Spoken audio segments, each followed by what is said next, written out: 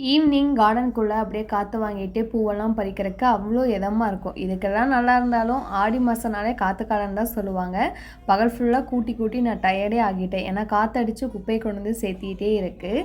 Tuesday அப்படிங்கிறனால காலையிலே வீடெல்லாம் க்ளீன் பண்ணி பூஜை பாத்திரம் எல்லாமே வாஷ் பண்ணி வச்சுருந்தேன். ஈவினிங் ஒரு 5 மணி போல் விளக்கு பற்றி சாமி கும்பிட்டாச்சு. முருகருக்கு வந்து நம்ம செவ்வாய்க்கிழமை சாமி கும்பிடுவோம். வீட்டில் விளக்கு பற்றி சாம்பிராணி காமிச்சாலே அந்த இடமே பார்த்திங்கன்னா ஒரு மாதிரி பாசிட்டிவாக வந்து சேஞ்ச் ஆகிடும். எனக்கு 2 வேளையுமே காஃபி தான் ரொம்ப பிடிக்கும். நான் டீ சுத்தமாக குடிக்கவே மாட்டேன். பட் என்னமோ தெரியல குடிக்கணும்னு தோணுச்சு. இஞ்சி, ஏலக்காய் இதெல்லாம் தட்டி போட்டு டீ வந்து வச்சுருந்தேன். எனக்கு ஒரு கப், அத்தைக்கு ஒரு கப் ஸ்ட்ராங்காக வந்து வச்சு குடித்தோம். ஸோ ரீசெண்டாக இந்த ப்ராடக்ட் ஒரு இன்ஸ்டாகிராம் ரீலில் பார்த்துருந்தேன். 2 வாங்கியிருந்தேன். இந்த வீட்டுக்கு ஒன்று, இன்னொரு வீட்டுக்கு ஒன்றுன்னு. இது எலக்ட்ரிசிட்டியில் யூஸ் பண்ணுறது தான்.